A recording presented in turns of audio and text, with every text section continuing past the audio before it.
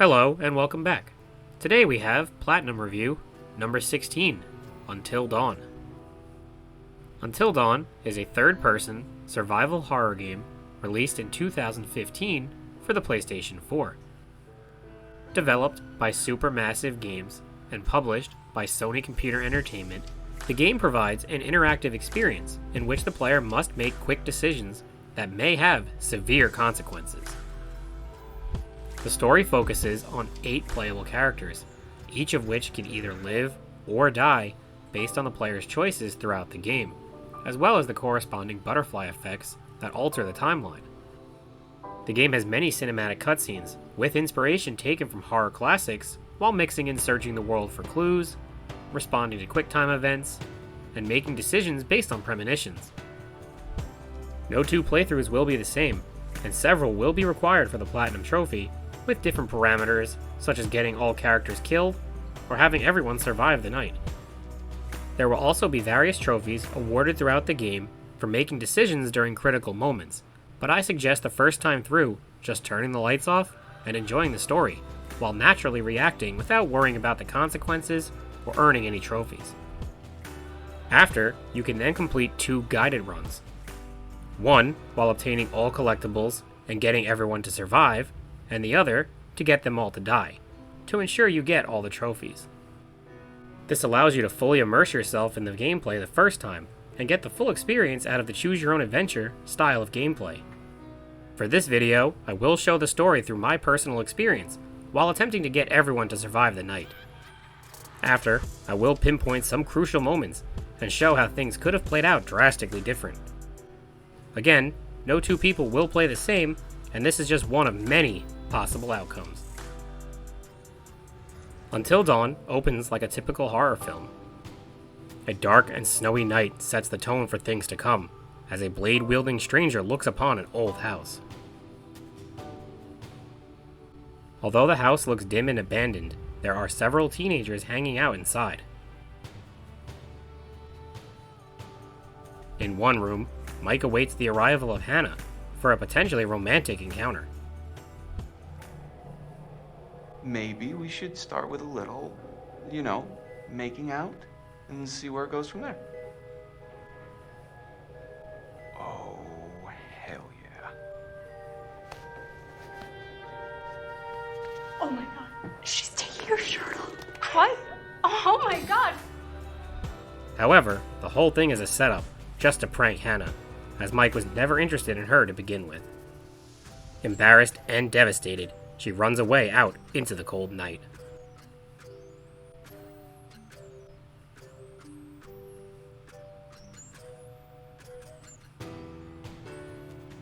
Now, the player controls Hannah's sister Beth, and is presented with the first choice of the game. She can either find the others, or wake her brother Josh. While some decisions have dire consequences, others don't affect the story at all, as attempting to wake Josh doesn't work, and you look for the others anyway.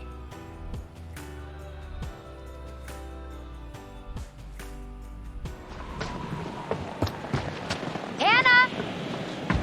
What's going on? Where's my sister going?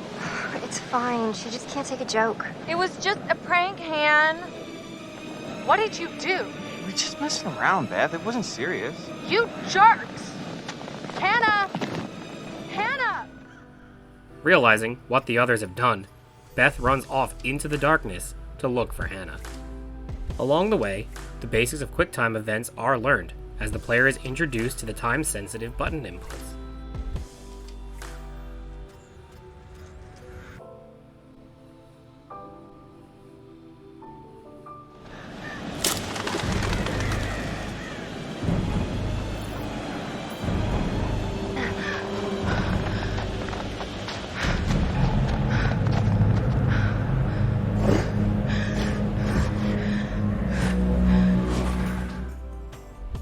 At times, you may come across totems, which serve as a collectible in the game.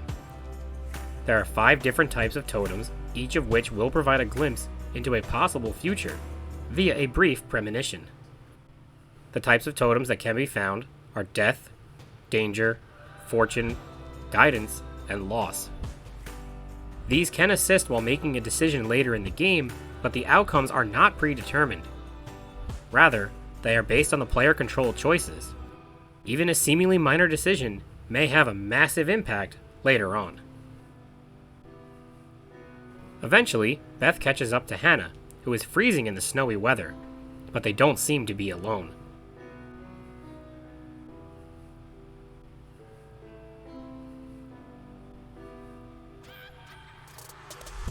They hear noises in the distance, and frightened, they run away, until they can go no farther.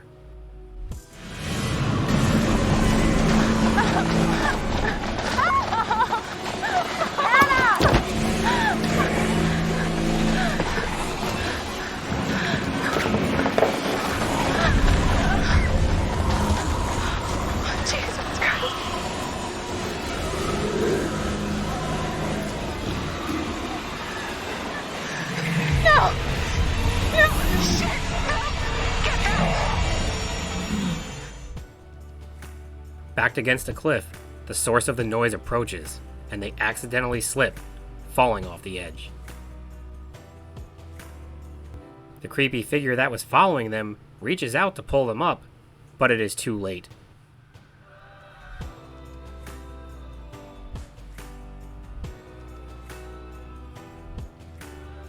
Beth and Hannah fall, crash to the rocks below, and die.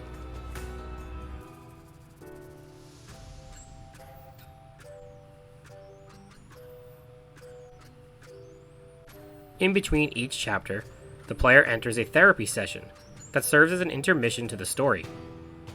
A psychiatrist, Dr. Hill, will ask questions and present you with choices that will affect certain aspects of the game moving forward. For example, Dr. Hill will ask about your fears, and the jump scares and environments in the game will adjust accordingly to maximize the fright.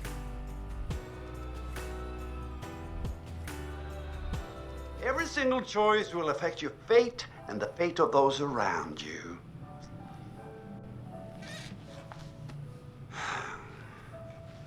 So, you have committed to commence with this game. This is significant, and I want to help you see it through. Sometimes these things can be a little scary, even terrifying, but I'm here to make sure that no matter how upsetting things may get, you will always find a way to work through it. So, if it's not in the house, then where do you think it is? Can it be in the field?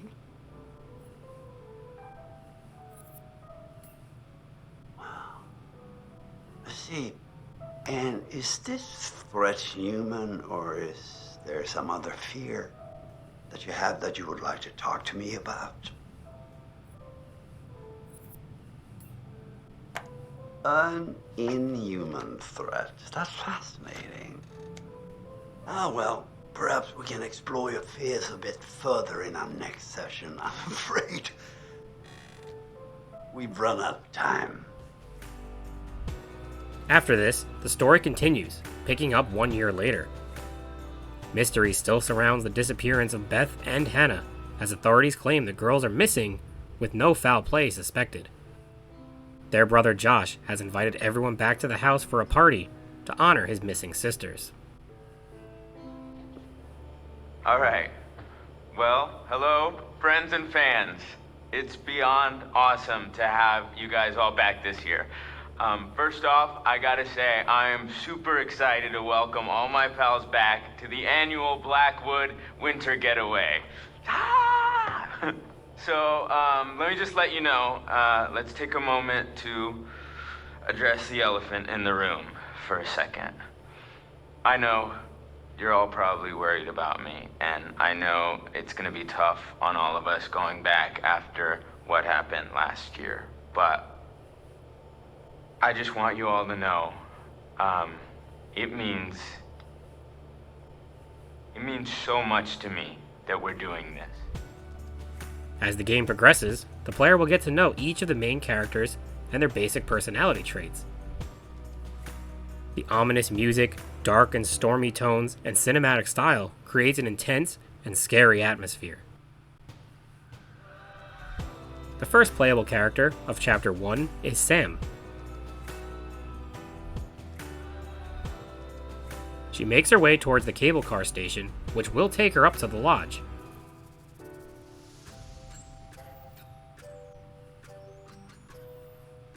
Another essential mechanic is introduced, this time utilizing the motion controls of the PS4 controller, in which you must hold it completely still.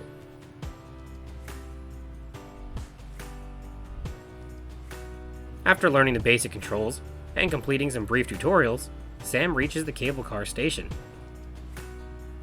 Awaiting her arrival is Chris.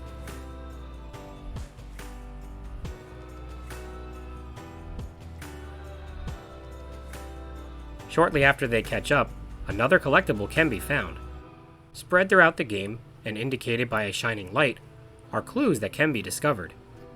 These will provide additional lore and background information to help the player discover the secrets of the mountain and what horrors surround it.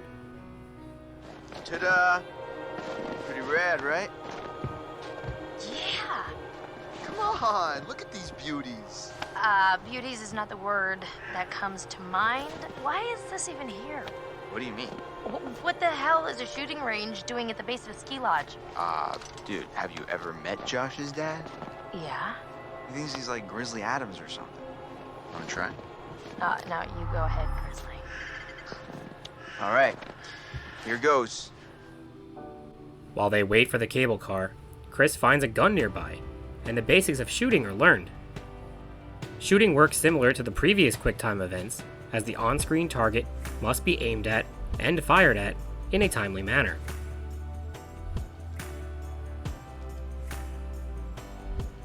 However, at times, the best decision will be to do nothing at all, but the player will have to discover those moments for themselves, oftentimes learning the hard way. Finally, the cable car arrives, and Sam and Chris talk about last year as they travel up the mountain. Finally, you coming? Yeah, well, I was gonna stay here and catch some Z's, but okay. Here we go. Right, adventure begins. Oh, I hope this was the right thing to do. What? You know, getting everyone together on the anniversary. I mean, Josh seemed really pumped about us all doing something, didn't he? Yeah, no, he definitely did. I haven't seen him so excited about something in forever. Good, good. It's hard to tell with him, and I'm kind of worried. No, it was a good idea. I hope everyone else feels the same way. We're all here, aren't we? Thanks, bro. Good talk. The game then cuts away to another playable character, Jessica, Mike's new girlfriend.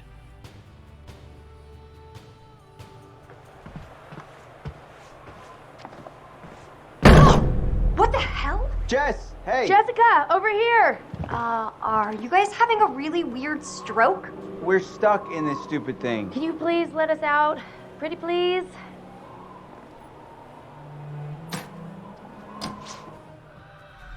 She helps Sam and Chris, who it turns out got locked in the cable car, and they prepare to head to the lodge together.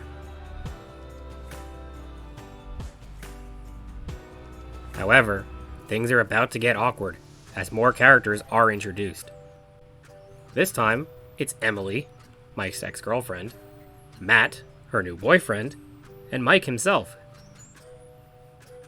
I mean, what do you think?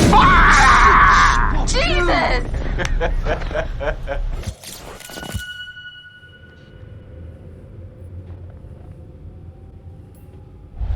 You guys, Michael! you really should have seen your faces right there. Dude, I almost clocked you just now. Nice one. Michael, you're a jerk. Come on. Guys, we're all friends here, right? No need for violence, just a little harmless fun. We're up in the woods, it's spooky. Come on. Tensions are running high, but they agree to look past everything and try to have a good time. Michael, I'm just gonna lay it out, otherwise this whole weekend's gonna suck ass for everyone. This is super awkward, and we all know it. Let's just acknowledge it now and move on, okay? Matt. I hear you, man. I get it. I don't want to make this weird. Cool. So we're good? All good. As Mike heads off, Emily suspiciously goes in the same direction, leaving Matt to carry everything by himself. Oh, crap. What? Hey, could you take these the rest of the way? The bags? Yeah, just all the bags. Why? I need to go find Sam.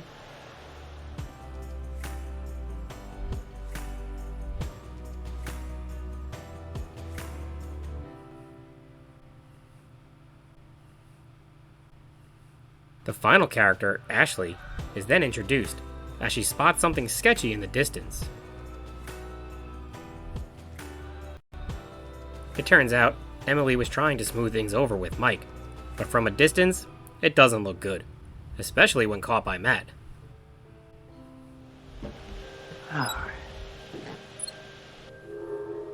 Son of a bitch! Seriously, Emily? What the hell, man? Hey, listen, it's probably nothing. Nothing, you think? Well, yeah. Is it ever just nothing with him? Ever? I don't know. Damn it! Matt. Although it appears that Matt has nothing to worry about, as Mike and Jessica play in the snow, he couldn't tell that from where he was.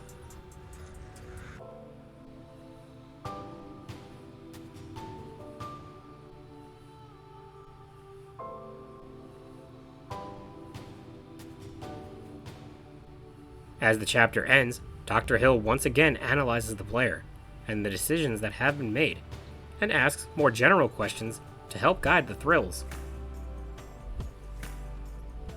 We're going to try to understand the root of your anxiety. Now pick up that book, turn the pages. You will see a set of pictures and symbols. I want you to identify which image in each set makes you the most anxious.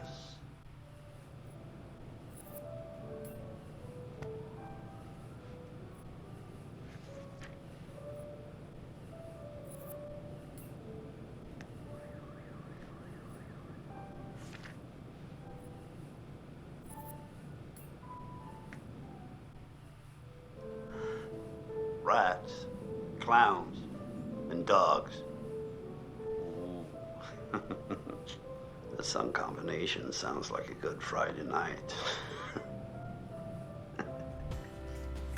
Each chapter will have a unique title based on the choices that were made previously and will foreshadow things to come. After a long wait in the cold, Josh finally arrives, and the group is ready to enter the lodge and settle in for the night. Unfortunately, though, the lock is frozen, so Josh and Chris look for another way in.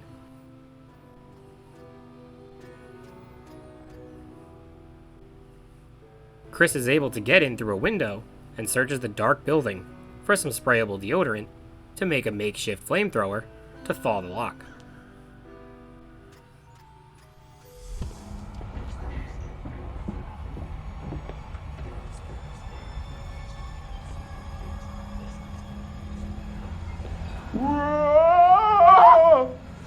Hi, Chris. Very funny.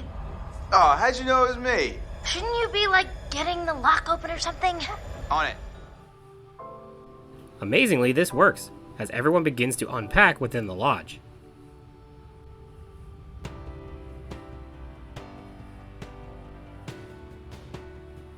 But tensions immediately flare back up as Mike and Jessica arrive. What's up, party people? Hi. Hey!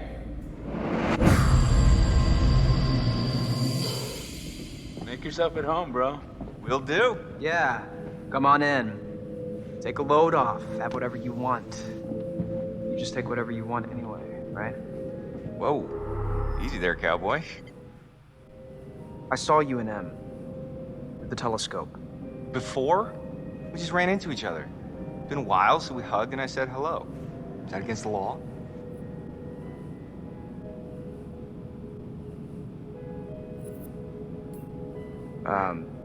Right.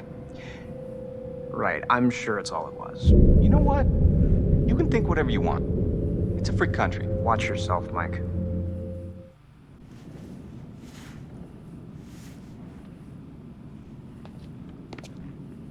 Oh my god, that is so gross. Are you trying to swallow his face whole? Seriously, can she be any more obvious? No one wants in on your territory, honey. Excuse me? Did you say something? Oh, did you not hear me? Was your sluttiness too loud? Sounds like someone's bitter she didn't make the cut. Yeah, it's all a big cattle call with that dreamboat. Congrats, you're top cow. Cuts real deep calling Miss Homecoming a cow. I don't give a crap what you think. At least I can think.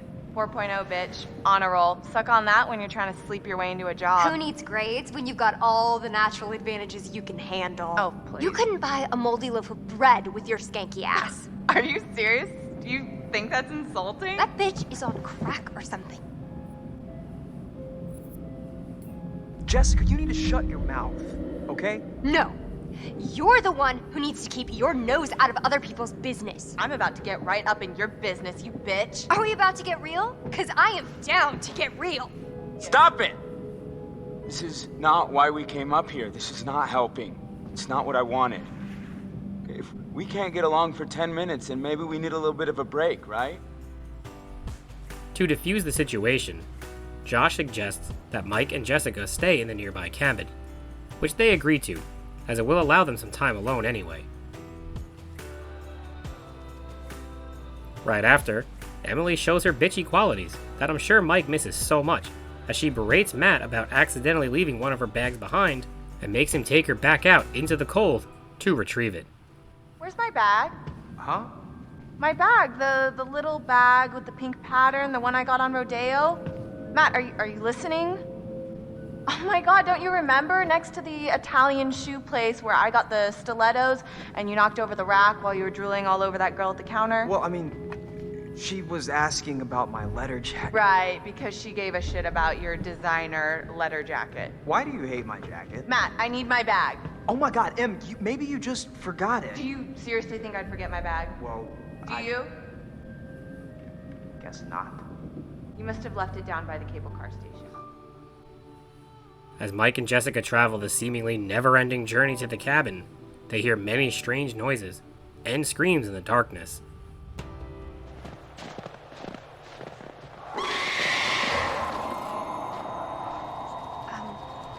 Did you hear that? I heard something. Yeah. Veering off the blocked path, Jessica accidentally falls into an abandoned mine shaft.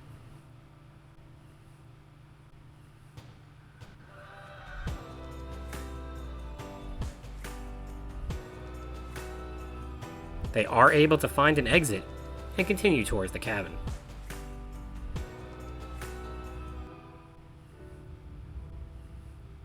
Meanwhile, Sam prepares to relax with a bath, but there's no hot water. So Josh takes her to the basement to fire up the boiler, while Ashley and Chris search for a spirit board to play with later. Josh, no hot water's kind of major oversight, don't you think? Yeah. Yeah, you just gotta fire up the boiler. It's in the basement. Alright, you guys see if you can find the spirit board. Chris, let's go find it. It'll be like a scavenger hunt. Okay. Guess so. Brad, you're not gonna regret it.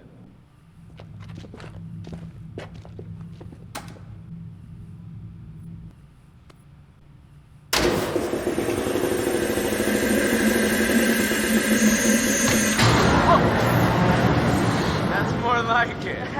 All right. 5, girl. Yeah. As Sam and Josh prepare to head back upstairs, they hear something and investigate the sound.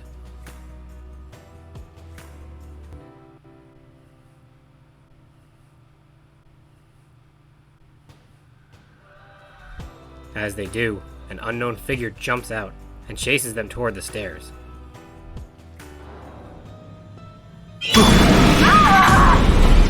What the hell?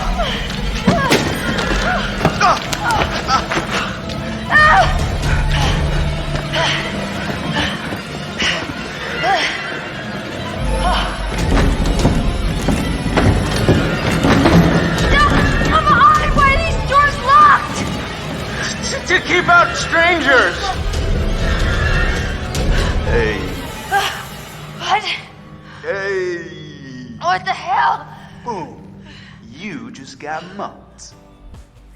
Luckily, the figure is just Chris, pulling a prank with some old movie props he had found. Back upstairs, Sam heads off for the bath, while Josh, Chris, and Ashley decide to use the spirit board.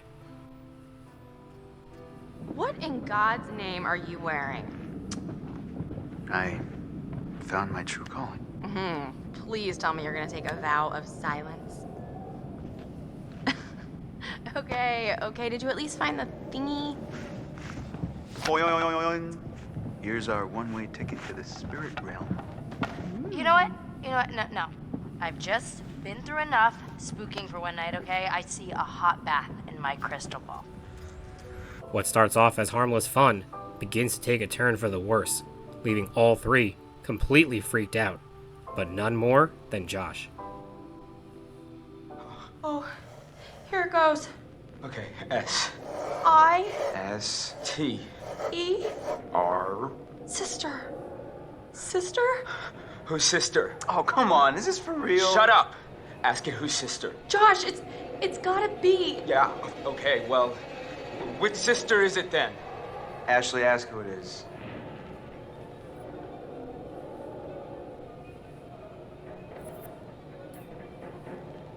Who are we speaking to? Hannah? Is that you? Oh God. This is messed up. Josh? Are you Fine. sure? Because we can stop. No. Dude, it's cool. I want to hear what it says. B E T R? Uh-oh. I don't like this. Betrayed. What does she mean? Oh, but it's still going. Oh God. K I L L E D. No. Kill. We didn't kill them. It was just a prank. Ash, calm down, okay? Just we need to find out more. I'm sorry. I am so Guys, sorry. What do they mean? L I B The library. Maybe there's something in the library E here? R O O. Proof. There's proof. In the library. Holy shit. Chris. You know what? No, this is bullshit. This isn't real. Josh, I don't know what's going on. Listen, I don't know if you think messing with me is somehow going to help me deal with my grief or whatever, but this is not cool. Josh, no. You wanted to use the spirit board. Hey, calm down. It's not I Ash's don't fault. need this right now, okay? You guys are full of it. Cutting back to Mike and Jessica, they still travel towards the cabin, which is much farther away than Josh initially made it seem. As they get closer, they spot an injured deer and move in to comfort it. As they do, something unseen rips it away, forcing them to run off, where they finally do reach the cabin. Run! Run! Oh my God! What the hell was that? I don't know! Oh, there's a break! Over here! Mike! Get over here! It's a bear! It's gotta be a bear!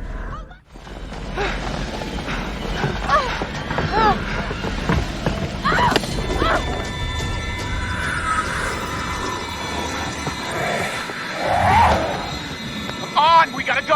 I am! Mike! Get the key! Get it open! Oh my God! That was close. What? Had it under control. Whole time. Oh, bullshit. No, 100%. 110. Mike looks around for some matches to warm things up as they prepare for a night of romance.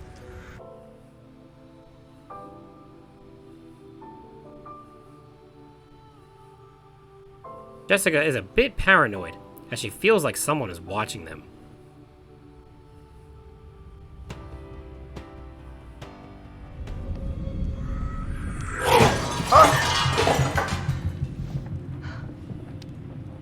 Mike?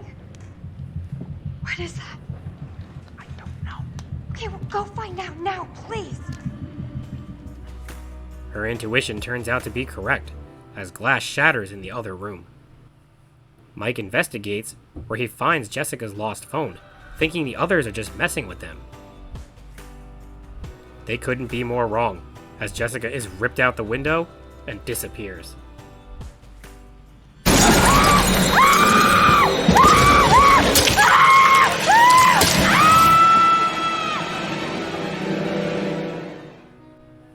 Back with Chris and Ashley, they head off to look for Josh, but discover something horrifying instead.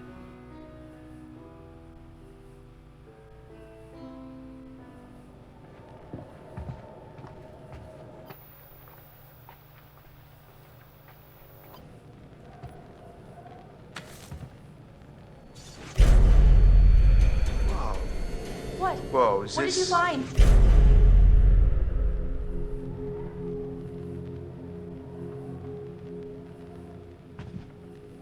Holy cow. Now, Ash, I don't want to freak you out, but look at this. What? Chris, what is that? I think this might be what the spirit board wanted us to find. The clue? Yeah, it's a letter. Let me see it. It's a threat. Chris, this is serious. We need to find Josh right now. Not long after, they hear Josh scream in the kitchen and rush in after him. However, waiting on the other side is not Josh, but a masked figure that immediately knocks out and drags away both Chris and Ashley.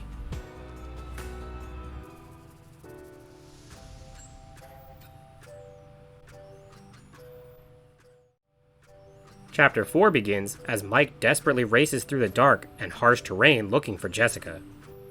It is here that the first major decision must be made to keep Jessica alive.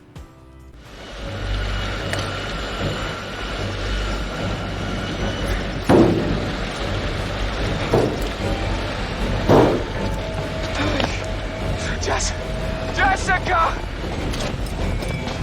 Jessica!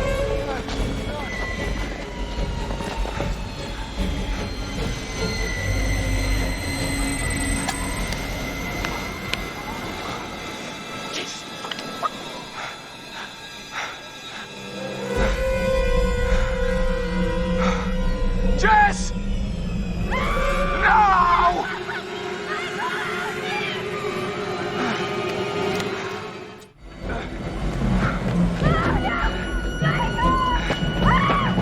Jessica!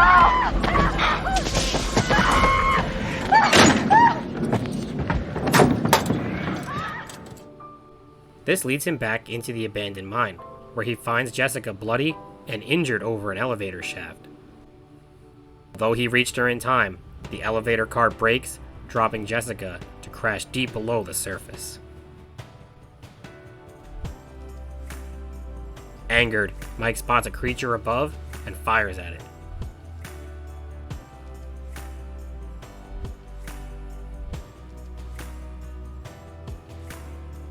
He pursues it higher up and discovers a strange man in the tunnels.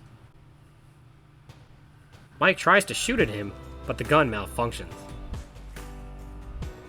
Following him deeper, the tunnels open back up outside, where a strange building lies.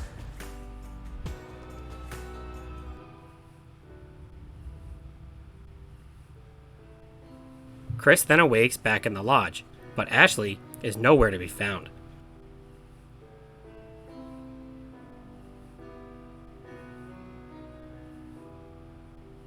He follows a trail of blood, which leads him outside to an old shed.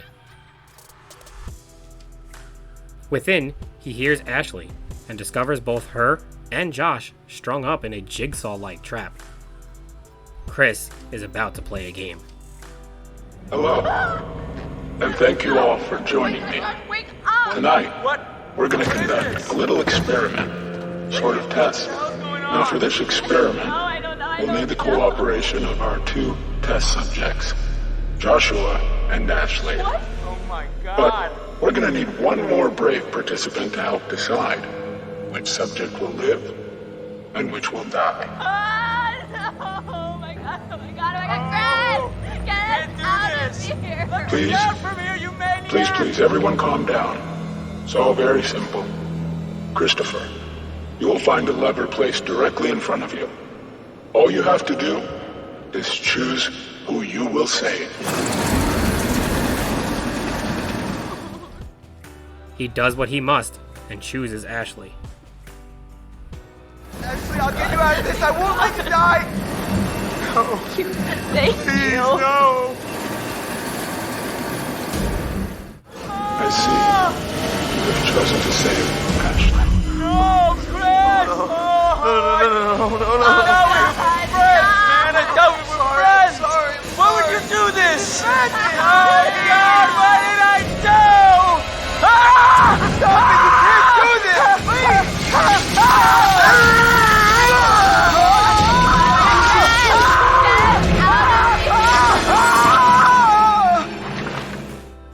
He frees her from the trap, and they escape back outside, where they come across Matt and Emily. They try to explain exactly what happened, but are distraught and having trouble relaying what they saw.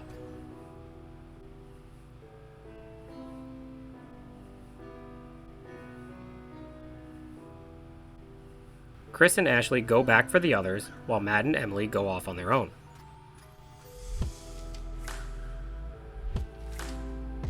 As Chapter 5 begins, we see Mike outside the large building we saw earlier, which turns out is an old sanatorium.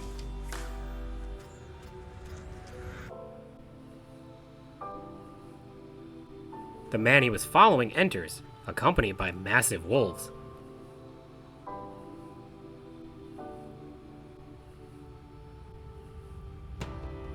Mike sneaks in and pursues the man, but discovers more than he bargained for, as the Blackwood Pines Sanatorium has some very dark and disturbing secrets.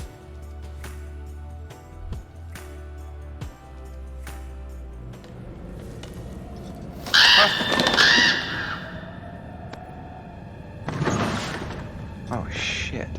Gross.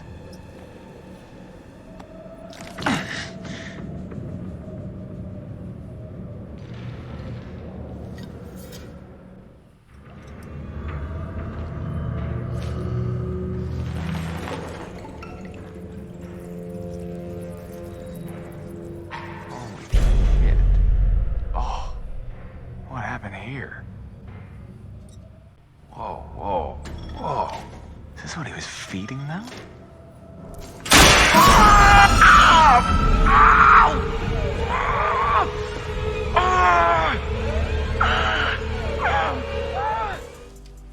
Unfortunately for Mike, his curiosity got the best of him, leading to dire consequences. Making the tough but necessary choice here will reward a trophy.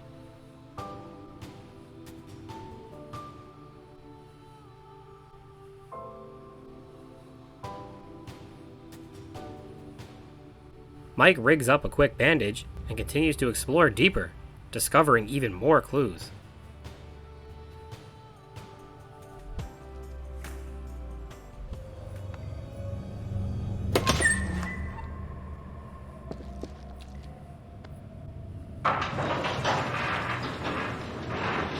Oh, fucking sick.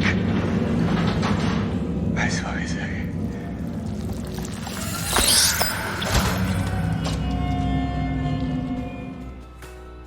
Along the way, he can befriend one of the wolves.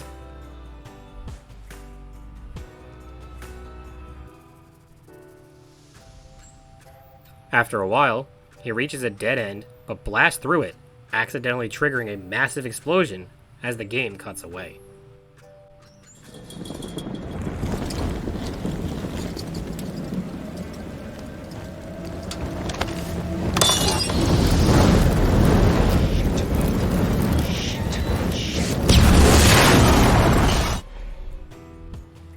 It picks back up with Matt and Emily as they try to reach a fire tower in hopes of communicating through the radio.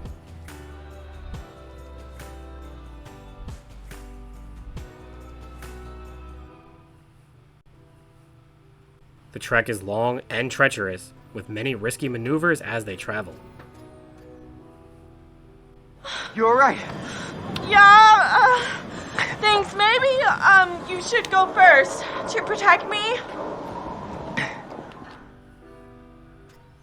Unfortunately, as they approach the cliffside drop-off, they are surrounded by aggressive-looking deer, and the game cuts away.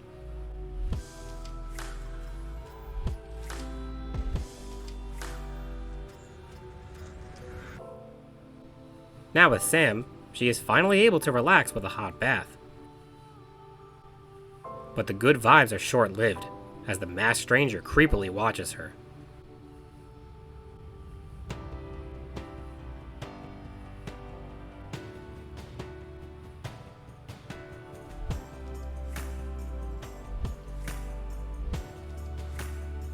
She senses something is up, but thinks the others are being perverted.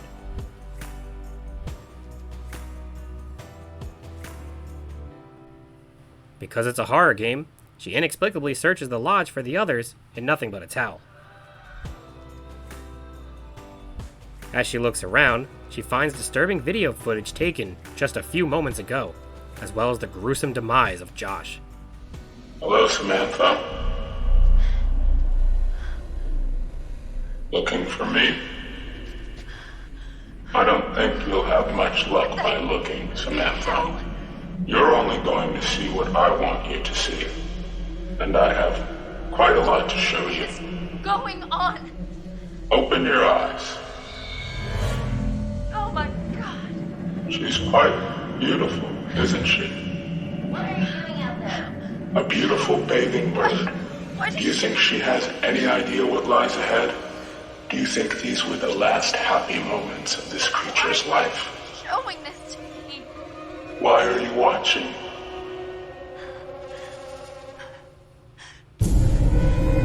Josh! How does it make you feel? What did you do? I'm going to give you 10 seconds. 9, 8, No. 7. Please, no!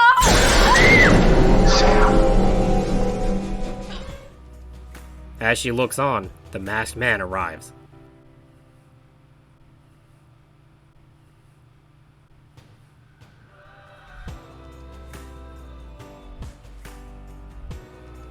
Sam flees towards the basement, but her efforts are futile, and she is captured.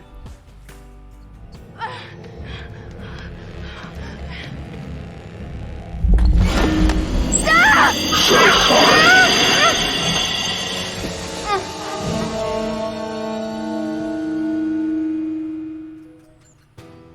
This time, during the Dr. Hill intermission, we see a breach between realities as the masked man from the lodge invades the therapy session.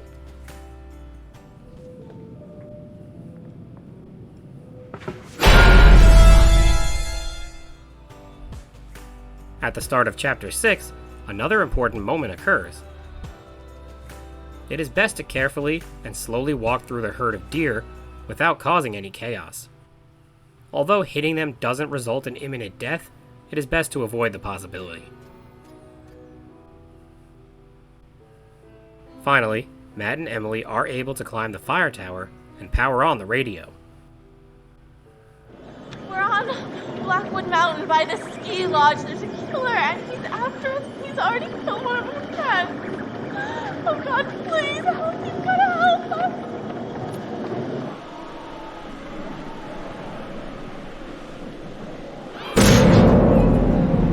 Something tripped the motion sensor. Probably a fucking deer. I read you, ma'am. Please do not leave your position. We will send out helicopters to get you as soon as the storm has subsided. Over. What? When? How long? Dawn, at the earliest. Although they are able to communicate with the outside, help will not be able to arrive until the storm subsides at dawn. Meanwhile, a creature in the night slashes at the tower, causing it to collapse and crash. Oh my God, no, what is happening? Shit! Don't move!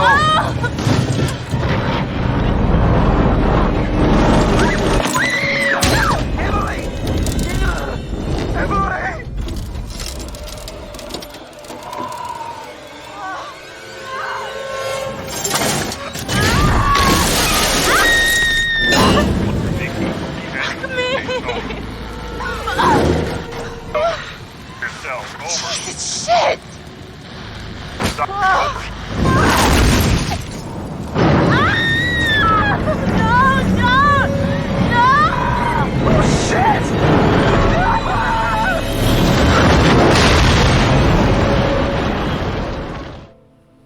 Beneath the surface, Emily desperately clings to the tower, while Matt tries to formulate a plan. Matt, you've got to do something right now. What are you waiting for? I'm thinking. Let me think. Don't think, you idiot. Just get me out of here. While Emily continuously berates Matt, it was here that I accidentally made a mistake when trying to get everyone to survive. Unfortunately, if Matt listens to Emily and tries to save her before jumping off, his death will be unavoidable.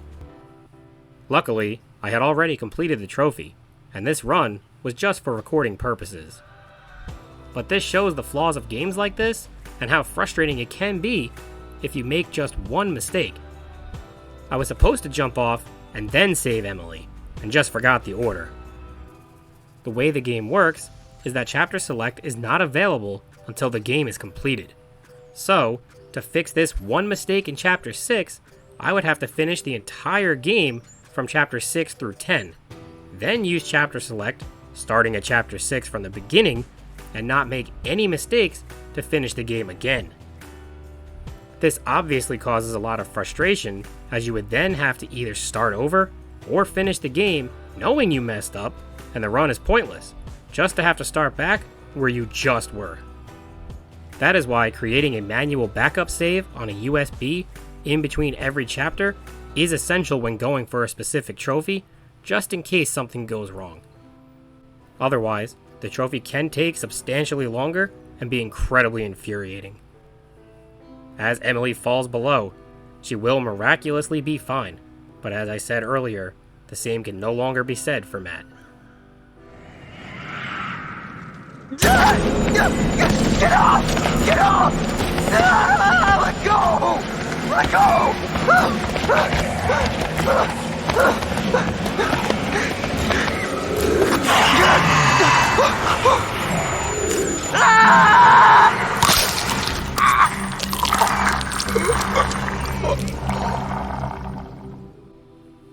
The game then cuts back to the lodge, where Chris and Ashley arrive looking for Sam.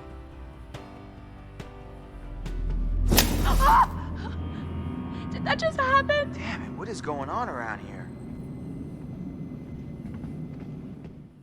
Let's just find Sam, okay? That's what we're doing. I mean, now. oh my god. Ashley, just stop, okay? I don't want to think about what you... What the heck?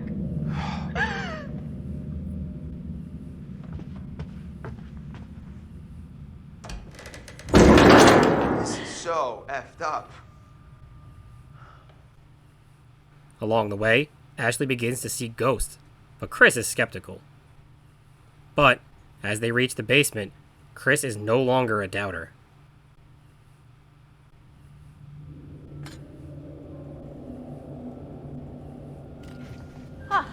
Here you go. Oh my god! There! Look there, Chris! You can't tell me you didn't see that! See? That's, You do see it! Yeah, I don't know. I just... This is fucking crazy. Chris, it's showing us the way. They try to come to terms with what is happening and their guilt, as they fear the ghost may be an angry Hannah. You can see in the windows. See what? It's tiny furniture? No, it's a whole scene with dolls and everything. Yeah?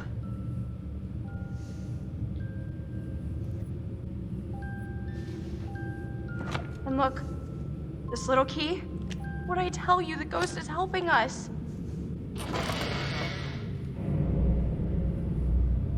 Whoa. What is going on here? Oh god, it's like... It's not like anything. That's us. Hiding there, waiting for Hannah. Last year. But it's so accurate. I mean, that's exactly where I was sitting, and that's where Matt was. This was set up by someone. Who was there? I don't think I can take any more of this. Yeah, I'm about at my limit here, too. All I wanted to do was forget last year ever happened, and... To be honest, I'm not sure what Hannah thought she was doing. Yeah, well, you know how it is when you're crushing pretty hard on somebody. Great, so you're basically saying that we put a vulnerable friend in a terrible situation and essentially caused her to run away and never to be heard from again.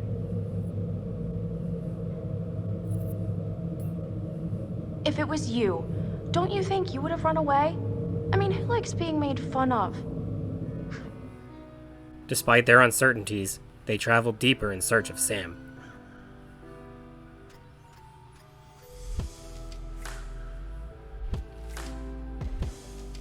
Temporarily separated, Ashley spots the masked man, but is able to escape unnoticed.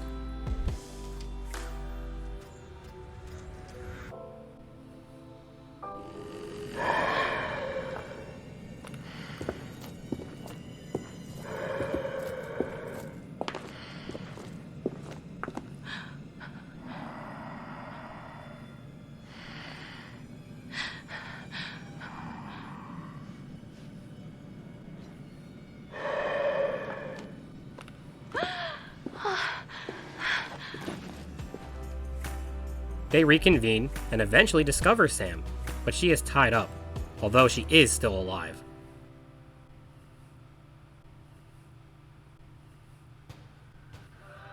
With their guard down, the masked man sneaks up on them and gasses them unconscious.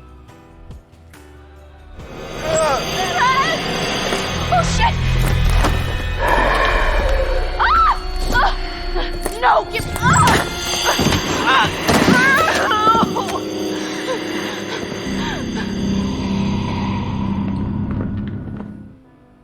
A little while later, Chris and Ashley awake, tied down, and forced to play a game in yet another Saw-like trap.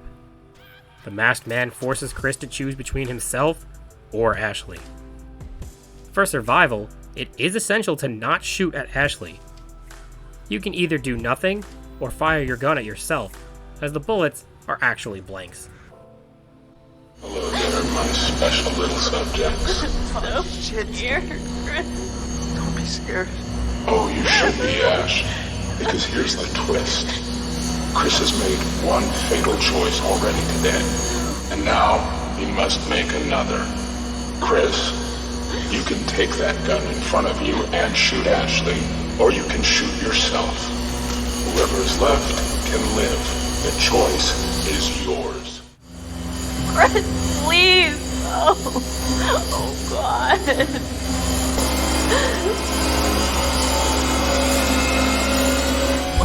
No!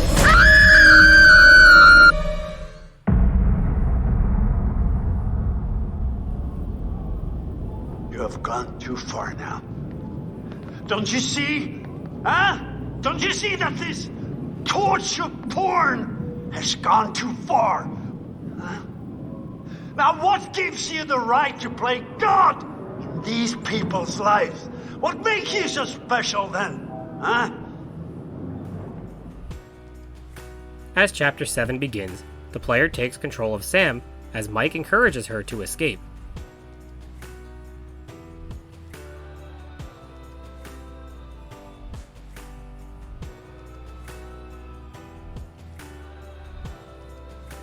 She is successful, and they group up to escape together.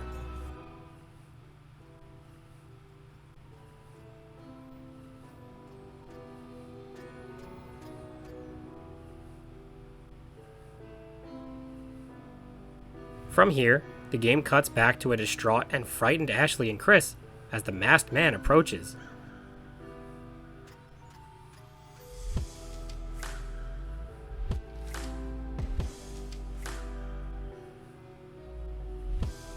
He removes his mask and, shockingly, reveals himself as Josh. Now back with Emily, she narrowly escapes the wreckage and traverses through the underbelly of the abandoned mines. As she searches for a way out, she discovers the impossible, Beth's grave marker.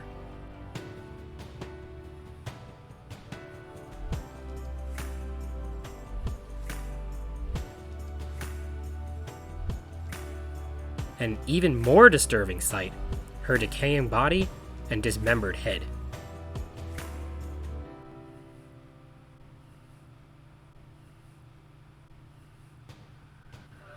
Desperate to get as far away from the mines as possible, she continues her search before coming across the stranger Mike saw earlier, now equipped with a flamethrower.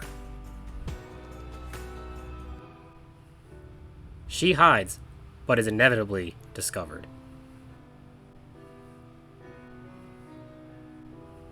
The game then cuts away to the other friends, who learn the motive behind Josh's cruel and unusual tactics. How does it feel? Do you enjoy feeling terrorized, humiliated, panicked? All those emotions that my sisters got to feel 1 year ago? Only guess what? They didn't get to laugh it off. No, they're gone. I don't know if you noticed this, Josh, but none of us are laughing. Oh, come. Why the long faces? Come on. It turns out, he was seeking revenge for what they did to Hannah and Beth, but didn't intend for any harm to actually come to them. This doesn't appease Mike, who is enraged at Josh and blames him for Jessica's death, hitting him with the gun and knocking him out. What are you talking about, you asshat? Jessica's fucking dead! What? Did you hear me? Jessica is dead. You are gonna fucking pay, you dick! Mike and Chris then subdue and escort Josh towards an old shed, as Josh talks crap to them and is clearly not of a stable mind. You're just a bunch of bullies! You can't hang out a guy just to try like this, guys. Huh? Not like you got the guts to really do anything about it anyways. Ah! Ah! Ah! Yeah! Ah! Yeah! Ah! Okay, tie me up now, okay? Stay still, right, man. Right, still. Well, can't tie him up if they just wiggle around. Gosh, dude! Leave me a little wiggle room, huh? What does it take to shut you up? Oh, not so tight, okay? Not so tight, okay? As they reach the shed, Josh continues his insults, which causes Chris to lash out and hit him while restrained. Stop. You know what that sound is? It's the sound of never kissing Ashley, you pussy! Stop! Yeah, you know, you might as well let Ashley sleep with Mike. At least he's got some notches in his belt, you know? He'll treat her right! You're fucking pathetic, Christopher! I'm gonna beat his head off. Don't listen to him. Not worth it. Hey, Mike. Mike. What? What happened with Jess, Mike? You know what happened. No, I don't. I got a problem, Mike. I don't remember killing Jess. Christ. I feel like I would remember killing her, you know? She's so soft. And she's probably got like a really tight bod. Shut your fucking mouth!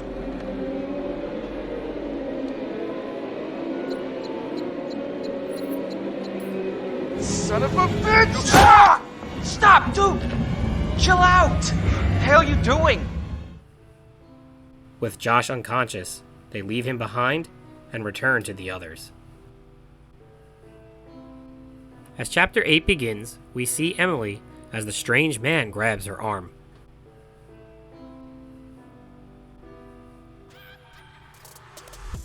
However, we soon learn that he is not the real danger in the mines, as strange creatures approach. He throws her some flares as she falls to a lower chamber, while he holds the creatures at bay.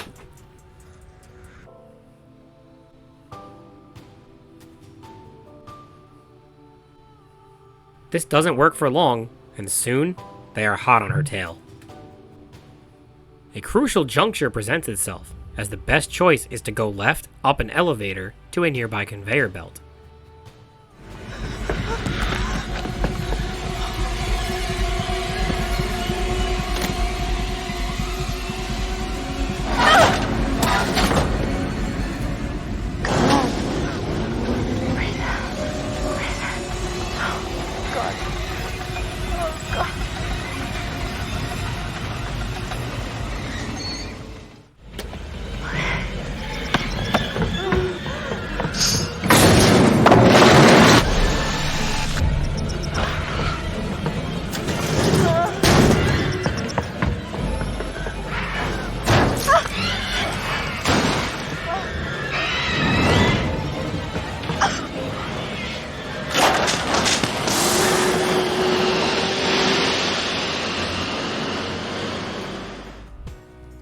Then, another choice. This time, she must jump off to survive.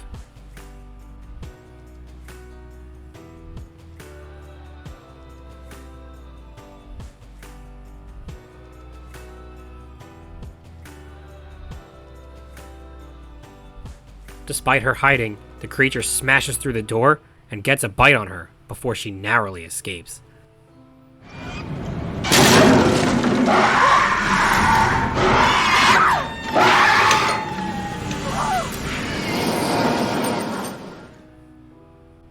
She is able to reach the lodge and regroups with the others.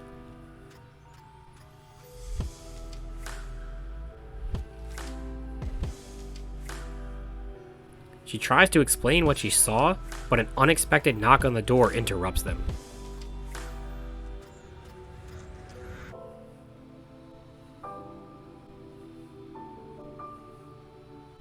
Reluctantly, they open it, and on the other side waits the strange man from earlier, who forces his way inside.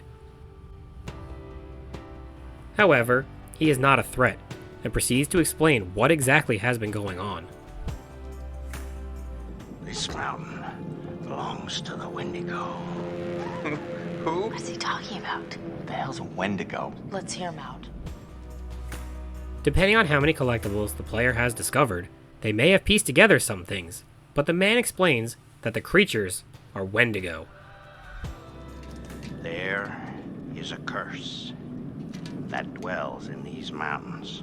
Should any man or woman resort to cannibalism in these woods, the spirit of the Wendigo shall be unleashed. Oh, crap.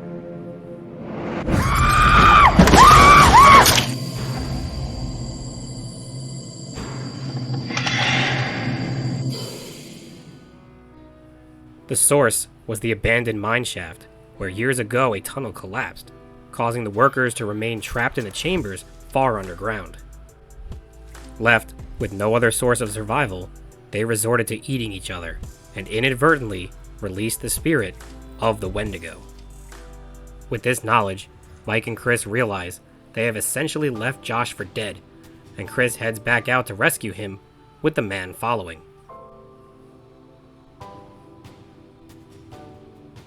As they travel, the man informs Chris that the only thing that can kill the Wendigo is fire, although gunfire will temporarily slow them down.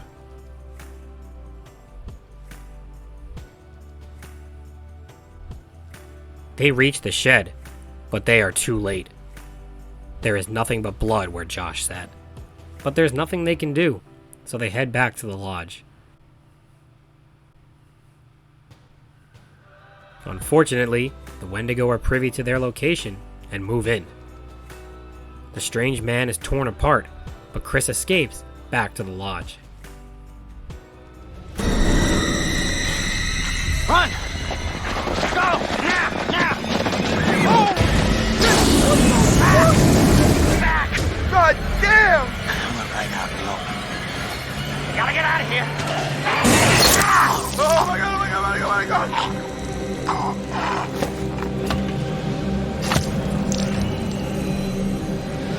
Oh shit.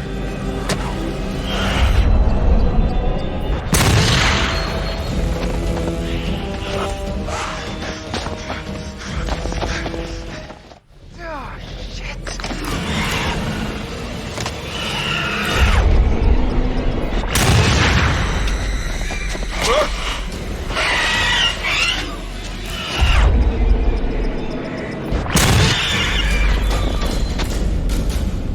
Ash!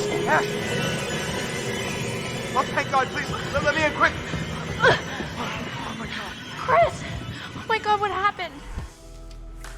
Together, everyone agrees that the best course of action is to hope Josh is alive in the mines and get the cable car keys from him to leave.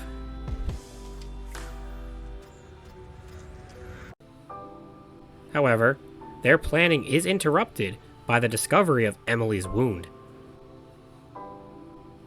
If the Wendigo bit you, you could turn into one of those things. Oh, that's ridiculous. He said it was from eating each other. Remember, he said that. Is that how it works? Yes, it happens. If it bit you, you're gonna turn into one, and then you're gonna turn on us. Oh my God, oh my God, oh my God! You can't be down here with us.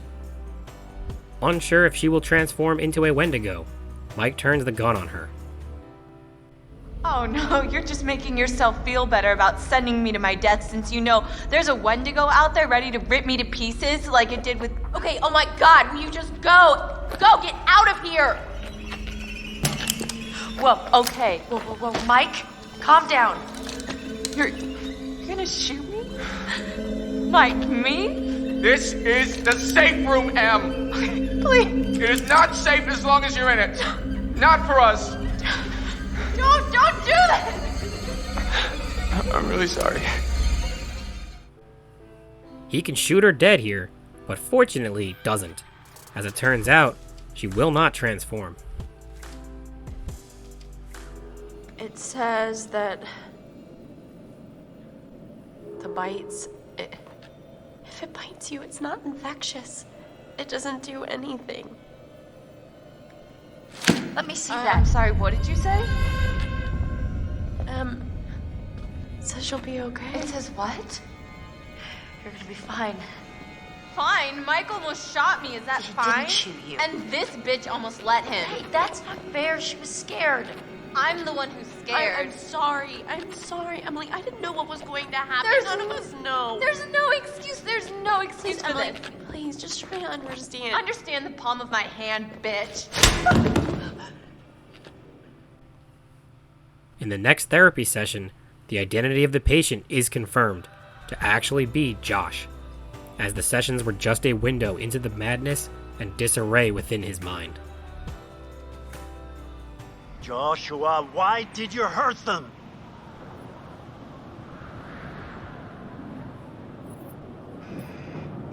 But they didn't hurt you, Joshua. Not intentionally.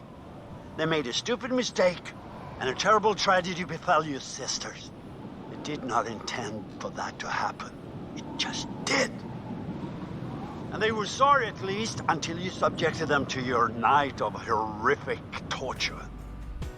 To reach Josh in the mines, Mike heads back to the sanatorium to utilize the underground tunnels.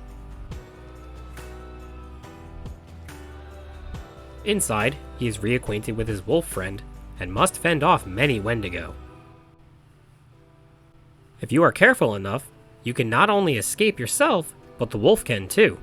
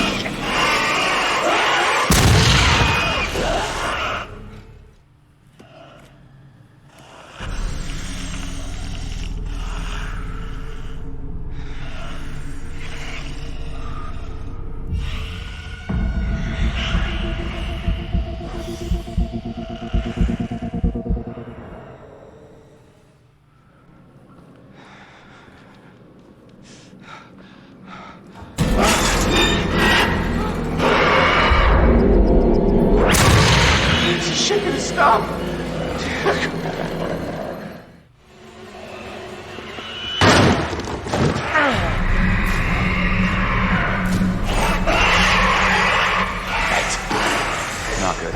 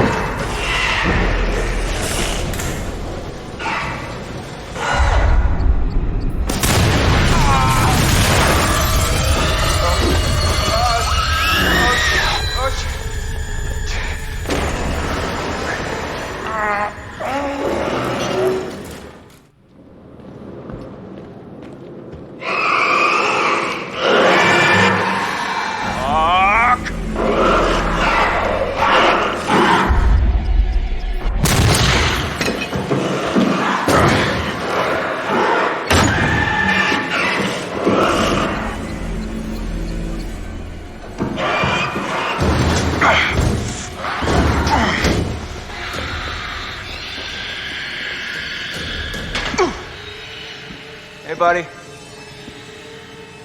Come on down. It's all right.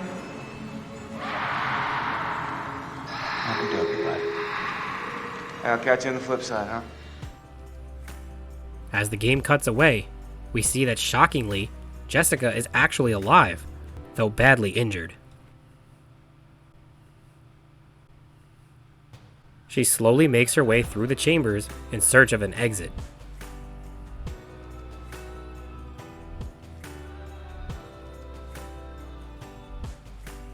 Back with the others, they keep traveling deep underground, and it is important to not split up with Chris.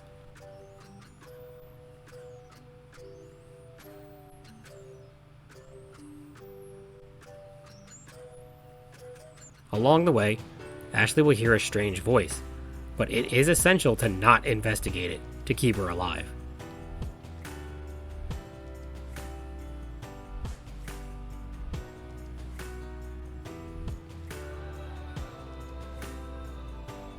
Unfortunately, they can go no farther, so Sam heads on her own while the others head back to the lodge. We get a quick scene of Josh being dropped into the Wendigo's chamber before cutting back to Sam.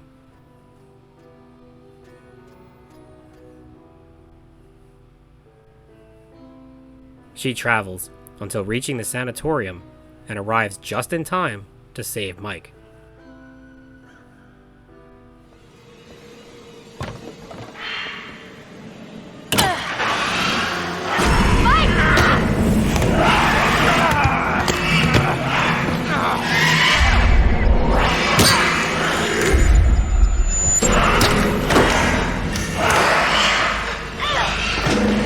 That's it. Come on, let's go.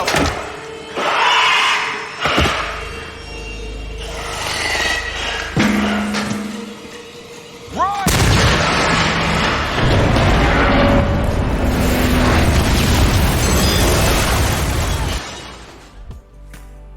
They blow up the building and escape into the night.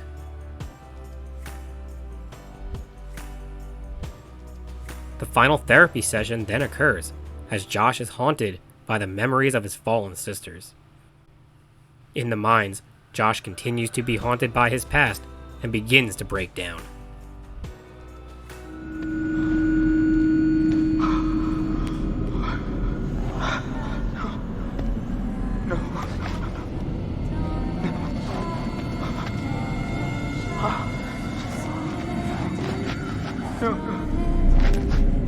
No, not again. Not again. Get away! Get away! Get away from me! No, you're dead! Sorry. You're dead! Shut up! No! You're dead! It's not ready. You manipulate. You are a coward. There, God. Yeah, I want to start out a bit alive. I don't take orders from you. You can't tell me what to do. You can't tell me what to do anymore. Time has run out for Josh. Okay. I trust you. I trust you. I trust you.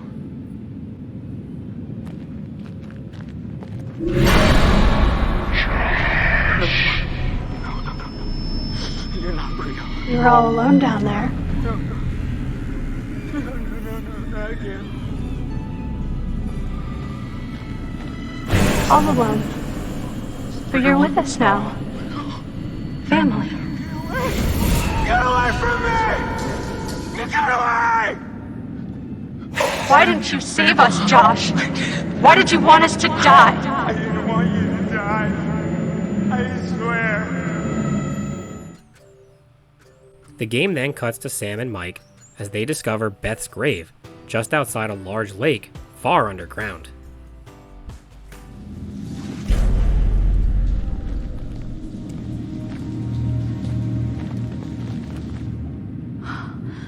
Oh God, Mike, this is Beth's. This is her watch. What? Let me see.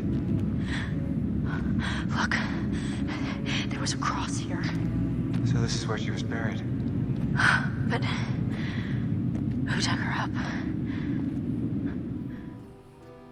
On the other side, Sam discovers Hannah's journal, which is essential for getting Josh to survive, and contained within its pages is the grisly truth. Oh God, it makes sense. I think Hannah dug up Beth. It was Hannah. No, that's ridiculous. Michael, it has to be. It's the only thing that makes sense. Beth died in the fall. So what? What does that mean? So Hannah must have buried her. God damn it. God damn it. Hannah was down here. I don't believe any of this. She would have been starving. She would have been desperate. Fuck! We need to find Josh. Right now. On that fateful night 1 year ago, the two sisters seemingly fell to their death. However, only Beth died from the impact, while Hannah merely broke her leg as they dropped into the mine. Hannah buried her dead sister and tried to escape, but was unable to. Desperate and dying, she did the only thing she could, and dug up her sister and ate her, turning into the Wendigo that grabbed Josh. Horrified, Sam and Mike must continue forward and eventually find Josh, who was talking to himself in a trance-like state.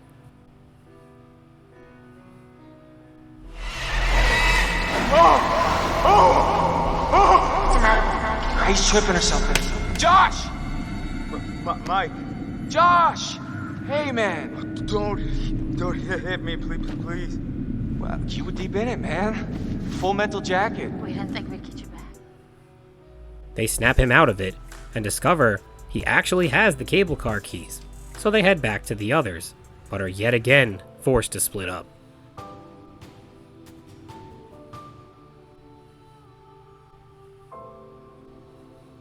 Unfortunately, waiting within the water is Hannah's Wendigo. Although Mike is able to hide and escape, Josh is not so lucky. Oh, you're not real! No, you're not! Hannah! Oh! Oh! Oh!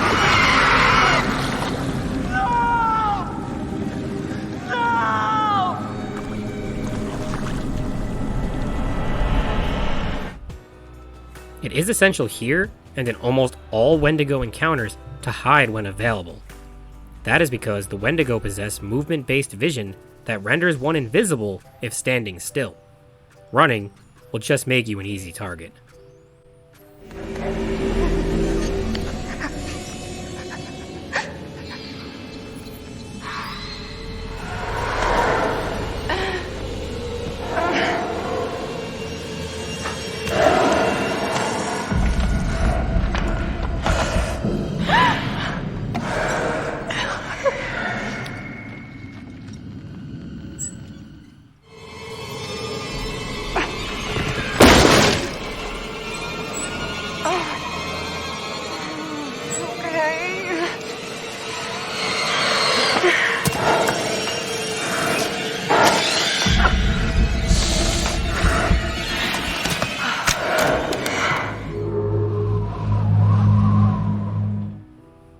After a long and stressful walk, Sam arrives at the lodge, but is locked out. Shortly after, Mike arrives and they break their way in.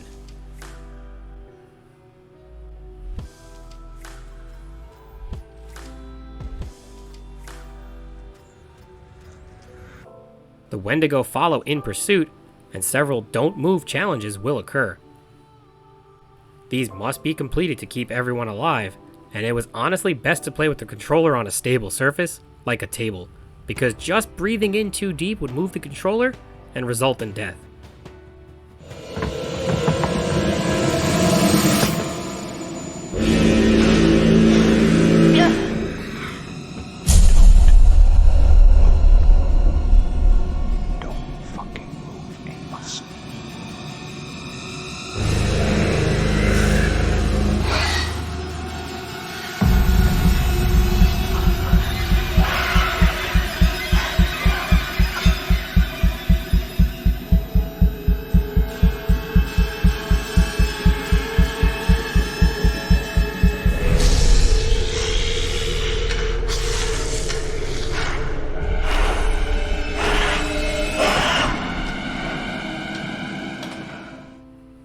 Sam and Mike find the others and devise a silent plan of escape.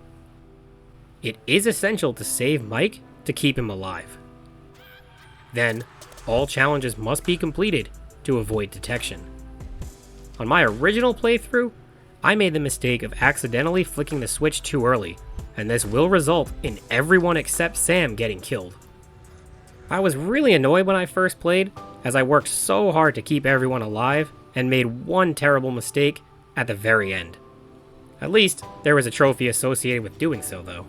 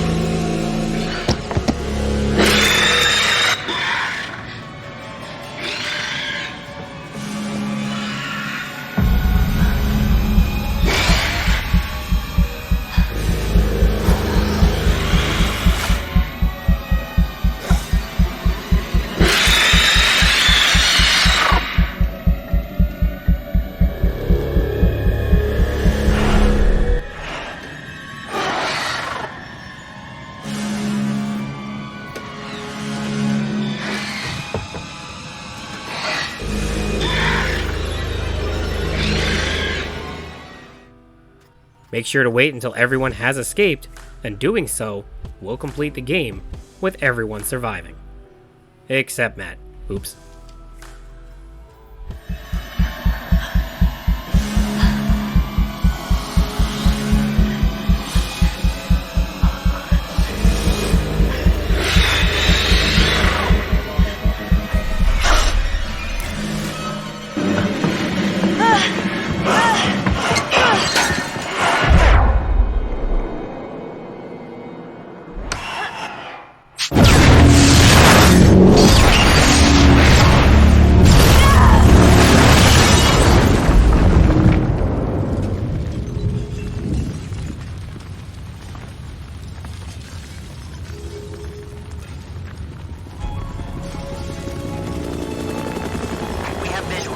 Structure is completely destroyed. Over.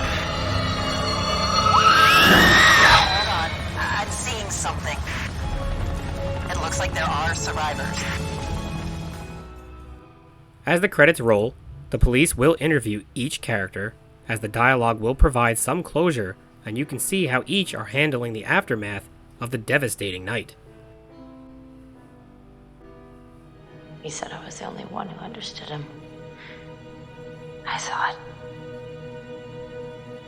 I thought we had a connection. If you need someone to talk to, I'm fine. sometimes, after a traumatic experience, I said I'm fine. At the very end, you get one last scene involving Josh and how he actually survived. Like sister, like brother, he did what he had to survive.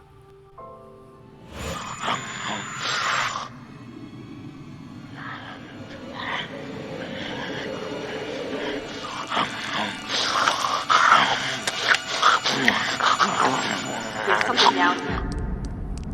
we have a visual on a survivor. One survivor, repeat. Is that? Oh, fuck! Stay back! Stay back! No! Stay back! After completing your initial playthrough, you will now run through the game again to get the Platinum Trophy. The best option is to get all collectibles while simultaneously keeping everyone alive if you didn't do that the first time. This is to ensure that all necessary collectible paths remain available. A collectible and survival guide could be useful, as the death is permanent with a strict autosave system that doesn't allow you to replay a section if you don't get the desired outcome. To avoid having to replay the game from the start, I recommend utilizing that guide. This is because a simple decision early in the game can spiral to an imminent death later on that didn't seem connected at the time and can't be avoided. As explained earlier, the ramifications of a single mistake can lead to several more hours and repeated playthroughs. This also applies to the collectibles and can be very infuriating. If, for example, you played through and accidentally missed a single collectible in Chapter 2, you would only be missing one. So, you chapter select, you get the missing item, but this doesn't work, because chapter select resets everything as of that point. You would then have to get the missing collectible and finish the game all over again while still getting everything along the way just to get the trophy. So be very careful not to miss any collectibles and back up your save in between chapters to avoid unnecessary repeated runs. If you do carefully follow a guide, you will be able to get the platinum in relatively short order, with just over 1.5 complete games at the fastest. But with the collectible and trophy playthrough increasingly stressful due to the chapter select and save system, this is why I recommend the initial time you just play to get lost in the story and have fun, because the next runs will be far more complicated, potentially frustrating, and completely immersion breaking. If you complete the game with everyone surviving, you can then use chapter select to start from chapter 6. Nothing that occurs before will prevent a death. There are many different ways to get the characters killed, but some are more difficult and some are very easy. R.I.P. Matt. Now, here are some examples and how to get the desired outcome. Unfortunately, we already saw how Matt can die, but here is another example if you don't carefully walk past the deer and then fail the QuickTime event.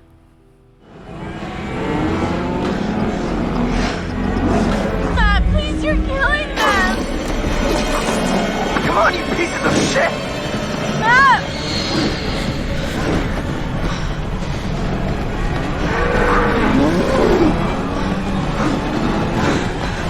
You get back! Gah! Ah!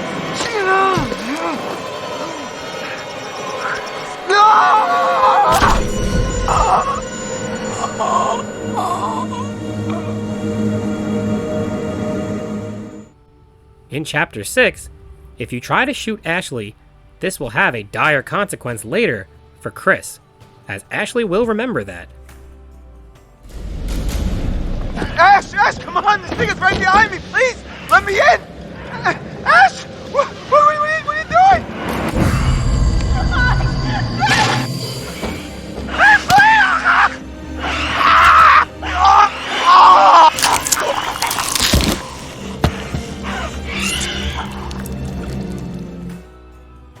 There are many different ways to kill Emily, such as not starting the elevator in a timely manner, or not jumping off the conveyor belt. But, for a separate trophy, the most personal is to have Mike shoot her.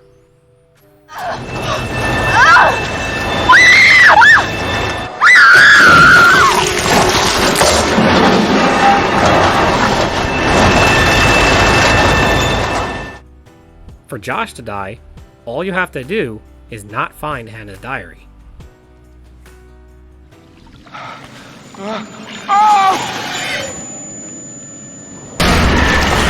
You're not real! No, you're not!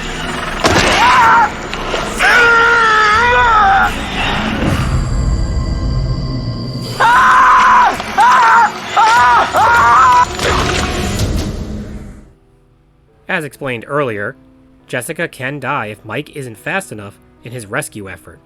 But, later in the mines, if she chooses anything other than hiding, she will get caught.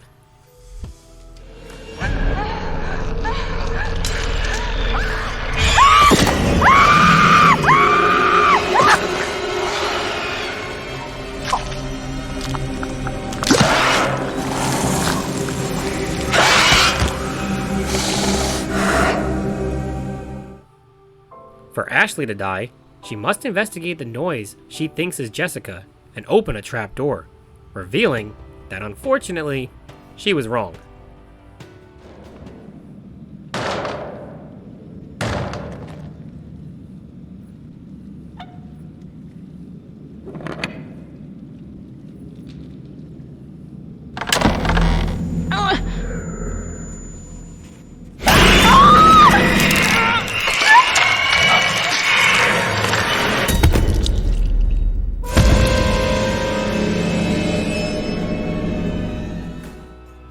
For the final two, Sam and Mike, just fail the QuickTime events at the end of the game, and both will be taken out.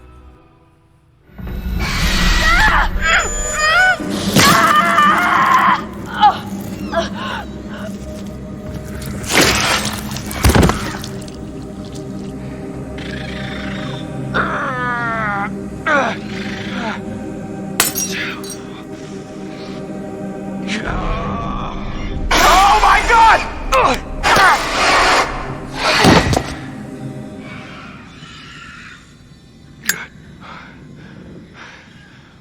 Huh? Huh?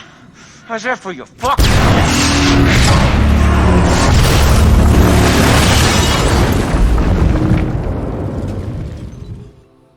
In addition to the full playthrough related trophies, there are some trophies awarded for making decisions throughout the game. These include things such as Mike cutting off his fingers, or Sam attacking the Psycho with a weapon. Chapter Select can be used for any of these decision-based trophies that you may have missed, but the story must be played through to the end to use Chapter Select again, as it is only available when the game is completed. The best course of action is definitely to manually save to a USB in between chapters during your runs, and then keeping the completed survival as a backup. Hopefully that makes sense, and I can't stress that enough. In these types of games, the save system and trying to go back is very frustrating.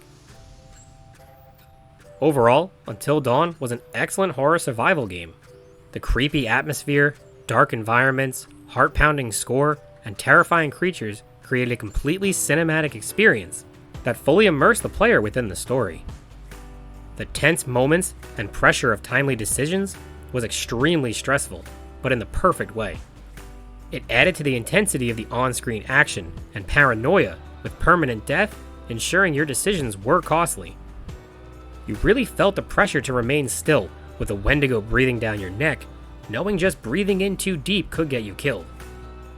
The characters were diverse and expressive, with good voice acting and wonderfully vivid graphics and motion capture. The personalities were all unique, and although some would get very annoying, it was intentional and an accurate representation of the typical characters found in slasher films. The erratic and irrational decision-making, annoyingly dramatic and over-the-top reactions, oftentimes cheesy dialogue, and easily avoidable confrontations felt straight out of a horror film. The Dr. Hill therapy sessions were an amazing storytelling technique that showed the devastating effects of a traumatic experience on Josh's mind. His guilty conscience, combined with a desire for vengeance on those he blames, created a push and pull within his own mind. He blames everyone else for what happened to Hannah and Beth, but also blames himself. The therapy sessions were occurring within his own mind as he tried to come to terms with reality and the past, while realizing the devastation of his actions and the monster he has become. The biggest drawback to me is obviously the save system and replayability. I understand on your first time, the developers may want to punish you for a wrong choice, so you can learn from your mistake the next time and add to the tension knowing decisions were permanent. But once you completed the game, this should no longer be the case, especially having Chapter Select reset everything up to that point and no longer becoming available until a subsequent completion was overkill. If you just want to see the other side of a choice, you're more likely to just look it up on YouTube than replay an entire chapter or complete the game just to go back.